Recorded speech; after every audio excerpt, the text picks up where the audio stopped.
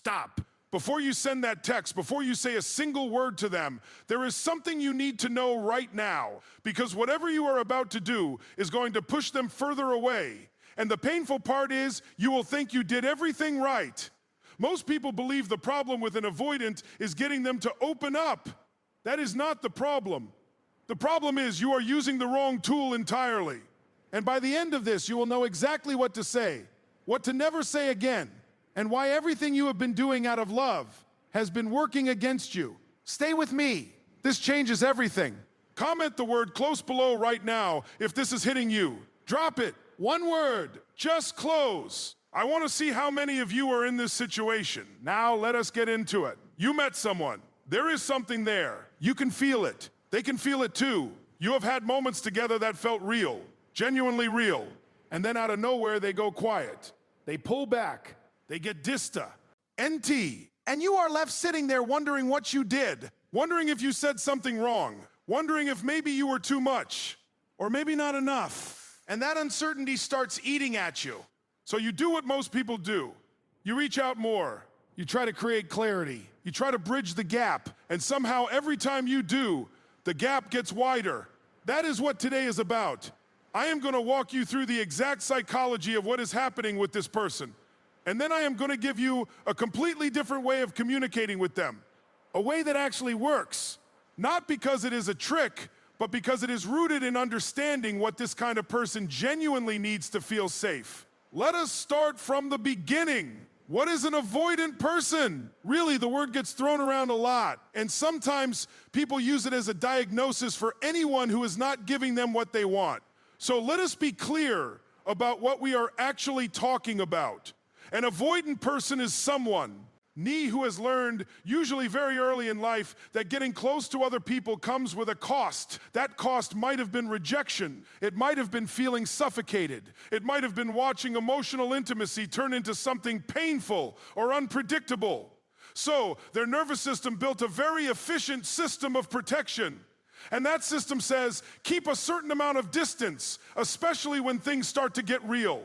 This is not a character flaw. It is an adaptation. It is their nervous system trying to keep them safe based on everything they have experienced before you came along. Here is what makes this so complicated, though. Avoided people are not cold. They are not unfeeling. They are not incapable of love. In fact, many of them feel things very deeply, sometimes more deeply than they can handle. And that intensity is part of why they pull back, because feeling a lot feels unsafe to them. Getting too attached feels dangerous. Being vulnerable feels like stand. Eyeing at the edge of something that could destroy them. So they retreat, not because they do not care, but because they care. And they are terrified of what that means. Now, here is where most people go wrong. When you are attracted to someone like this, and you feel them pulling away, your natural instinct is to close the gap, to pursue, to demonstrate that you are safe, to show up more, to say more, to make it really clear that you are not going anywhere, and that they do not have to be afraid. And on paper, that seems loving. It seems patient. It seems like the right thing to do. But to an avoidant, that behavior does not read as love and patience. It reads as pressure. And pressure is the one thing that activates all of their old defenses. The more pressure they feel, the more they shut down. And the more they shut down, the more anxious you get. And the more anxious you get, the more pressure you apply. And suddenly, you are both locked in a cycle that neither of you knows how to be. Reek. That cycle is what kills what could have been something really beautiful. So how do you break it? The step one. You have to understand what communication actually does to an avoidant. Most of us think of communication as a tool for connection. You share something. The other person receives it. You get closer. That is how it works in most relationships. But with an avoidant, communication has a different function. It is not just about sharing feelings. It is about signaling safety or danger. Every conversation you have with an avoidant is being evaluated by their nervous system, not consciously. They are not sitting there thinking about this, but somewhere underneath all of it, their system is asking, is this safe right now? Is this going to cost me something? Is this person going to be okay if I am honest? Is this going to turn into a situation where I feel trapped? And the language you use, the tone you use, the timing of conversations, the questions you ask, the things you say, After they go quiet, all of that is data being fed into that evaluation. So when you approach an avoidant with "we need to talk," or "I feel like you've been distant," or "why do you always pull away when things get good?" what you are doing is confirming their deepest fear. You are saying, this relationship is going to be high maintenance and emotionally uncomfortable. Even if your intention is beautiful, even if your heart is completely in the right place, the delivery creates the experience. And the experience tells them everything. Step 2, you have to change what you are optimizing for. Most people in this situation are optimizing for resolution. They want the conversation that clears everything up. They want to know where they stand. They want to pin down something that feels elusive. They want to stop this anxiety by getting certainty. That is completely understandable. But that goal is the need for resolution, and certainty is the exact thing that will make an avoidant feel cornered. Here is what you need to optimize for instead: comfort. Not comfort in a way that is soft and avoiding yourself, but comfort in the sense of creating an emotional environment where this person feels like they can exhale, where they are not going to be ambushed, where they are not going to have to defend themselves, where they can take a small step towards you without it costing them everything. That is a fundamentally different goal, and it changes everything about how you show up. Instead of "we need to talk about where this is going," it becomes, "Hey, no pressure. I just enjoy spending time with you, and I wanted to see if you wanted to grab food at some point." Instead of "why do you go quiet when things are good?" it becomes saying nothing at all and letting them come back on their own timeline. Instead of "I feel like you're not fully present with me," it becomes noticing a moment when they are present and making that moment feel really good instead of marking every moment they are. Not. See what is happening here? You are creating data points that say being close to this person is pleasant. It is easy. It does not come with interrogation or heaviness or unspoken demands. Over time, that data rewires the association they have between closeness and discomfort. It is slow. It requires patience, but it is the only thing that actually works. Step 3, the 3 types of conversations that destroy attraction with an avoidant. Let me be very specific here, because this is where most people lose the plot. The first type is the "where is this going" conversation. I know why people have this conversation. The uncertainty is painful. You want to know if you're investing in something real. That is a legitimate need. But the timing and framing of this conversation, when it's too early or too urgently, sends a clear message to an avoidant. It says, "I need you to commit to a level of emotional investment that you may not be ready for. And if you cannot commit, I am going to be hurt. And if I am hurt, I am going to express that to you. And that is going to be heavy and uncomfortable, and exactly what I have been trying to avoid my whole life." So they hear that conversation not as, "Can we define this?" but as, "Are you ready to be responsible for my emotional well-being?" And that is terrifying for them. This does not mean you can never have that conversation. It means you have to earn the ground first. You have to create enough ease and enough positive association that when the conversation does come, it does not feel like a trap. The second type is the analysis conversation. This is the conversation where you bring up the patterns you have noticed in them. "I've noticed you always pull away when we get close. I feel like every time things are good, you find a reason to create distance. I think you have avoidant attachment, and I've been doing a lot of research." Again, I understand why people have this conversation. Understanding is useful, and sometimes ease naming a pattern out loud can break a cycle. But here is what happens when you have this conversation with someone who is avoidant. First, they feel seen in a way that feels uncomfortable rather than warm, because being deeply seen, when your whole system is built on not being too exposed, feels threatening. Second, they feel analyzed rather than connected with. And feeling like a case study does not make someone want to open up. It makes them want to close. Third, it signals that you have been watching them, tracking them, trying to figure them out. And while that comes from a place of wanting to understand them, to them it can feel like surveillance, like you have been cataloging their behavior to use it against them in a conversation like this one. So instead of opening them up, it confirms every instinct they have about why closeness is risky. The third type is the guilt-based conversation. This is any conversation where either explicitly or between the lines, you are communicat. Eyeing that their distance has caused you pain, and they need to do something about that. "You have no idea how hard this has been for me. I keep putting myself out there, and you keep pulling away, and I am exhausted. I just need you to show up for once. Again, real feelings, real pain, completely valid, but expressed in this way to an avoidant, this information does not create empathy. It creates guilt. And guilt for an avoidant is one of the fastest triggers for retreat because they cannot handle feeling like they are damaging you. Their entire system is set up to avoid being the source of someone else's pain. So when they feel like they are hurting you, rather than step towards you to fix it, they step away. Because stepping away feels like removing the source of the pain, removing themselves from the equation. And in their mind, that is the kindest thing they can do. This is heartbreaking, by the way, because they are trying to protect you in the only way they know how. And it feels like abandonment. So what do you say instead? That is what we are getting into right now. The step 4, the language of low pressure. There is a specific way of communicating that avoidant people respond to, and it is built on a few key principles. Let me walk you through each one. The first principle is optionality. Avoidants relax when they feel like they have a choice. When there is an exit available, they are far less likely to use it. When they feel forced into something, all they can think about is the door. So in practice, this sounds like, I was thinking about trying that new place. No pressure at all. But if you ever want to check it out, let me know. I'm going to be around this weekend.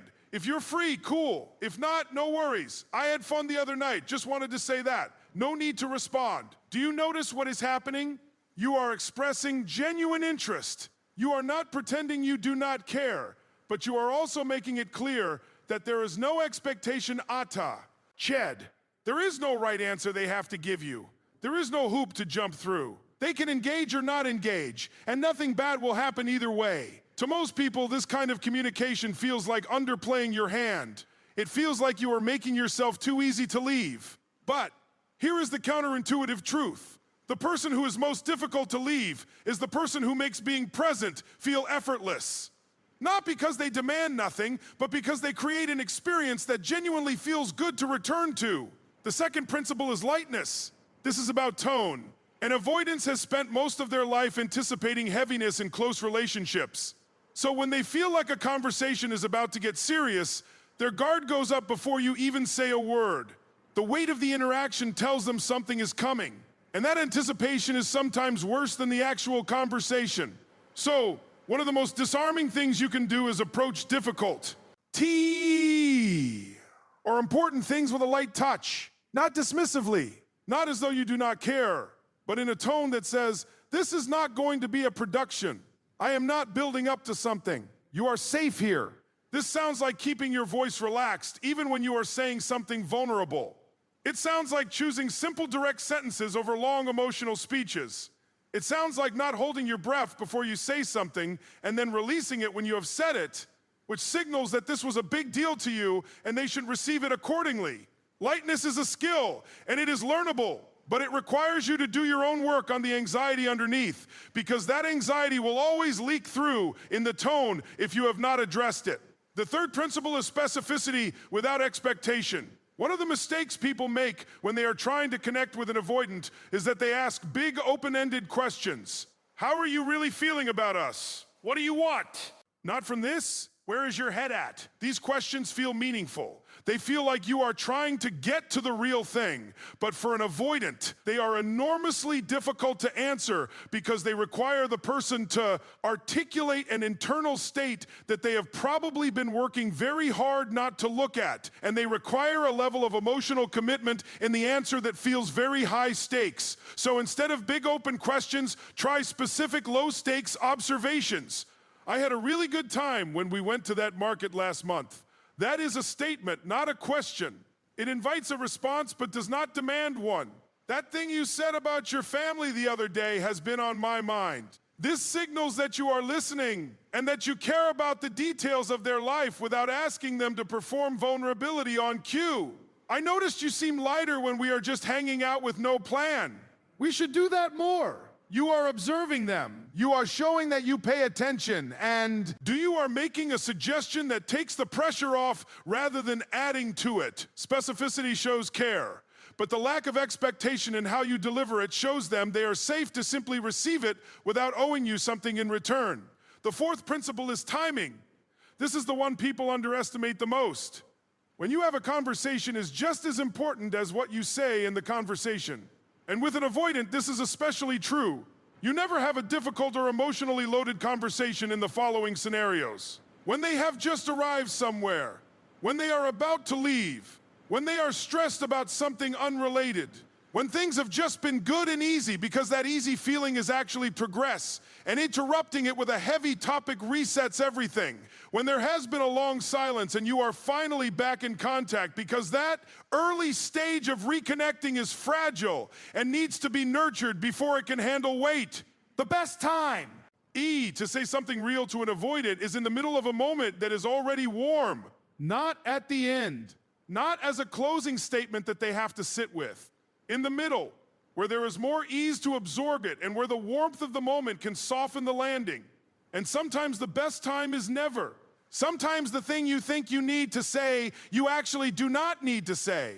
Sometimes sitting with the feeling and choosing not to express it is more powerful than expressing it because you prove to them that you can feel something intensely and not make it their problem. That restraint, by the way, is one of the most attractive qualities you can have to someone with an avoidant style because they have spent their whole life around people who could not contain their own feelings. And someone who can feel deeply and still stay calm is incredibly rare to them. Step 5, what to do when they go quiet.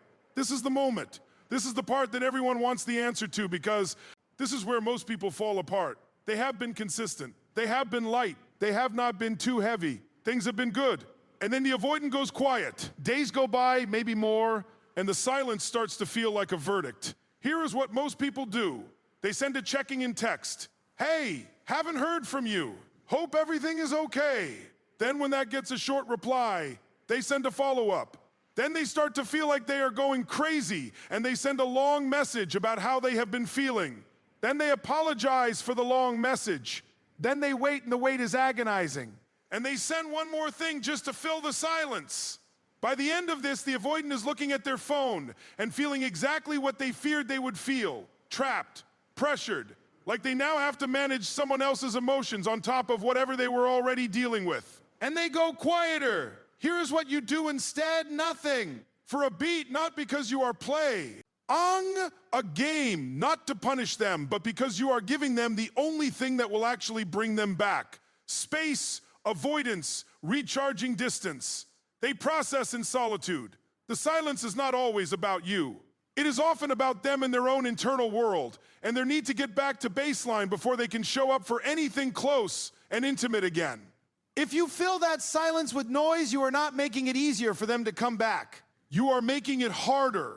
Now, after a reasonable amount of time, if you have not heard from them and you want to reach out, you can. But do it in a way that makes the reconnection easy, not, hey, I haven't heard from you. Is everything okay? Did I do something wrong? Instead, hey, saw something today that made me think of that thing you told me about. Hope you're well. You are referencing a specific detail about them. You are showing you are thinking about them in a particular way, not a panicked way, just a warm, ordinary way. And you are not asking anything of them. You are not requesting an explanation for the silence. You are just opening a door and standing back. That is the tone. Easy, warm, no consequence attached to whether they walk through or not. And if they do not respond, you go back to silence. And you use that time to do the most important thing in this whole situation. Work on yourself. Step 6, the internal work that nobody talks about. Here is the truth that most advice on this topic avoids. You cannot build a healthy dynamic with an avoidant through technique alone. You can apply everything I have said and still fall apart the moment they go quiet if you have not done the deeper work. Because the reason avoidant people drive us so crazy is not just that they are complicated. It is that they trigger something in us, usually something old, something that was there before we met them. For a lot of people, the pull toward an avoidant is itself a pattern because there is something familiar about S. Someone who keeps their distance, something that recreates the original wound of not quite being able to reach someone who mattered, the parent who was not emotionally available, the childhood friendship that felt one-sided, the early relationship where you had to earn love instead of simply receiving it. And so when you meet someone who is warm but elusive, close but just out of reach, You do not just fall for them. You fall into a feeling that is very old, and that feeling becomes charged with everything that came before, which is why the stakes feel impossibly high, which is why one text going unanswered can ruin your whole day, which is why you find yourself analyzing everything they say for hidden meaning. That is not love. That is activation. And while activation can feel like love, it is not the same thing. So part of what needs to happen while you are doing all of this work on how to talk to them is work on why you feel the way you feel when they pull back. What does the Silenki? E actually mean to you? What old story does it confirm? What is it costing you to sit with the uncertainty? And can you build a relationship with yourself that is secure enough that their distance does not collapse you? Because here is the thing. Avoidants are often drawn to people who have their own security, their own life, their own sense of self that does not depend on what the avoidant is doing in any given moment. Because that security is what actually makes them feel safe to come closer. Paradoxically, the person who needs them least is often the person they want most. So your work is not just about learning a different communication style with them. It is about becoming the kind of person who genuinely does not need this specific outcome to be okay. Not as a performance, not as a strategy, but actually that is the real work. And it is the work that no technique can replace. Step 7, when to have the honest conversation and how. All of this does not mean you can never say nothing real. It does not mean you have to walk on eggshells forever. Authentic connection requires honesty. And eventually, if this is going to be something, you are going to have to say real things. Here is how you do it in a way that does not detonate everything. You lead with your experience, not their behavior. There is a difference between you always pull away when things are good, and I notice that I get anxious when there is silence, and I am working on that. One is a claim about them. One is a disclosure about you. One puts them on the defensive. One invites them in. When you speak from your own experience without making their behavior the villain, a few things happen. They do not have to defend themselves. They do not have to manage your emotions. They can simply receive what you are sharing as information about you, which is far less threatening than information about them that they are supposed to do something about. And sometimes when they hear you being that honest and that non-accusatory, it creates space for them to offer something back. Not always, but sometimes. And sometimes is more than you will ever get if you go in with the other approach. You also keep it short. Long emotional speeches terrify avoidants, not because they do not care, but because the length of what you are saying signals the magnitude of the emotional requirement. A long speech means a long response is expected. A long response requires more vulnerability than they have available. So, they shut down. One clear, genuine, simply expressed sentence lands better than 10 minutes of careful explanation. I really like spending time with you, and I just wanted to say that. Done. That is the whole thing. You said what you meant. You did not qualify it to death. You did not follow it up with a question they have to answer. You just said a true thing and let it land. And then you move on. You talk about something else. You do not sit and wait for the validation. You said your piece, and you did. Demonstrated by what you did next that you are completely okay whether they match it or not. That right there is the move. Step 8, reading the difference between avoidant and not interested. This is important, and I am not going to skip it. Not everyone who pulls back is avoidant. Some people pull back because they are not that interested. And one of the things that trips people up is using the avoidant framework to explain away behavior that is actually just someone telling you through their actions that this is not it for them. So how do you tell the difference? An avoidant who is genuinely drawn to you will have moments of real warmth. They will let you see them sometimes. They will reach out even if inconsistently. They will respond when you reach out even if it takes time. The pull and push is real in both directions. Sometimes they come towards you. Sometimes they step back. But the coming towards you is real. It happens. It is not just you chasing them in one direction. If you are always the one initiating, and they are always receiving but not reciprocating. If there is warmth only in person but nothing between. If they are consistently unavailable and never suggest alternatives or reach out themselves. That is not avoidance. That is ambivalence. And ambivalence is a complete sentence. The framework I have given you today is for someone who is genuinely struggling with closeness, but who shows real signs of being drawn to you. It is not a toolkit for manufacturing interest where there is none.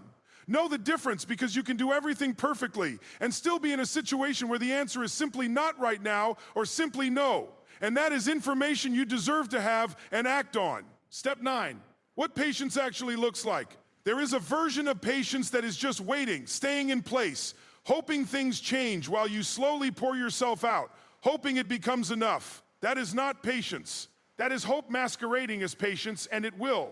It'll hollow you out. Real patience in this situation looks like continuing to live your life fully, dating yourself, as the saying goes, meaning investing in your own experiences and friendships and growth and joy, not as a tactic to make them want you more, though that often happens, but because you are a whole person with a life worth living, regardless of where this goes. Real patience looks like not putting your life on hold, not canceling plans because they might reach out, not keeping the weekend free just in case, not making yourself smaller and more available than your actual life allows. Real patience looks like checking in with yourself honestly about whether this situation is actually good for you, whether the hope you are holding is realistic, or whether it has become a way of staying stuck in something that is not moving. And real patience means being willing to walk away, not to force their hand, not as a manipulation, but because you respect yourself enough to know that you cannot wait indefinitely for someone to decide if you are worth showing up for. The willingness to walk away genuinely, not as a bluff, is one of the most important things you can bring into this dynamic, because it is the thing that protects you if this does not go the way you hope. And interestingly, it is often the thing that creates the most movement in an avoidant. Not because you left, but because they felt that your presence was a choice, not a given. And choices carry weight in a way that guarantees never do. Step 10, if they do start opening up, let us talk about this, because people get this wrong too. Say all of this works. You have been patient. You have been light. You have been present without being pressuring. And they start to open up. They say something real. They let you see them a little more. They reach out when they previously would have gone quiet. What do? The instinct, especially if you have been anxious through this process, is to respond with enormous warmth, to match their openness, and then some, to finally exhale and let out everything you have been holding, to say all the things you have been wanting to say. Do not do that. Not because you should suppress it, but because a flood of response right at the moment they crack the door open is overwhelming. They took a small step. And a massive response to a small step can feel like, oh, they were waiting for this. There is so much more coming. And that can make them close again, just as they were starting to open. Instead, match the size of what they gave you. If they gave you a small real thing, give them a small real thing back. If they were vulnerable for 10 seconds, be vulnerable for 10 seconds. Keep it in proportion. Let them set the pace and keep the environment around the opening feeling safe and easy. Then notice it internally, appreciate it, and let them see, not through words, but through your ease, that what they just did was okay, that nothing bad happened, that you are still the same person, that the world did not end, and that they can do it again. That is the conditioning. That is how you slowly, over time, help someone who has been afraid of closeness start to associate closeness with safety. It is slow work, but it is real work. And if they are the right person for you, it is worth it.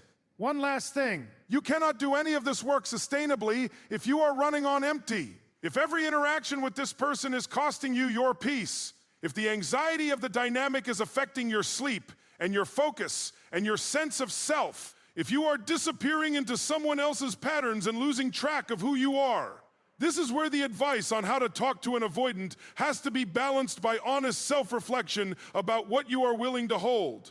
There is a difference between patience and self-abandonment. There is a difference between understanding someone's patterns and accepting treatment that genuinely does not work for you.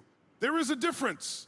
Ense between creating space for someone to grow and shrinking yourself to accommodate someone who is not growing. You deserve a relationship that feels good, not perfect, but genuinely nourishing, where you are chosen consistently, not occasionally, where the warmth is reliable enough that you can breathe, where your presence is met, not just tolerated.